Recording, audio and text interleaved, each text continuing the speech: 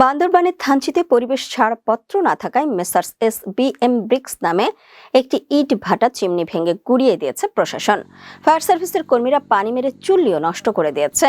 এছাড়াও নগদ 2 লাখ টাকা জরিমানা করেছে ভ্রাম্যমাণ আদালত। 14 ডিসেম্বর বিকেল 3টা নাগাদ উপজেলার মগকসা ঝিরিতে এই অভিযানে নেতৃত্ব দেন এক্সিকিউটিভ ম্যাজিস্ট্রেট ও উপজেলা নির্বাহী কর্মকর্তা ইউএনও মোহাম্মদ আব্দুল্লাহ আল ফয়সাল।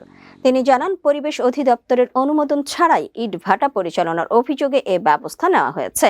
এ ধরনের অভিযান আগামীতেও অব্যাহত থাকবে।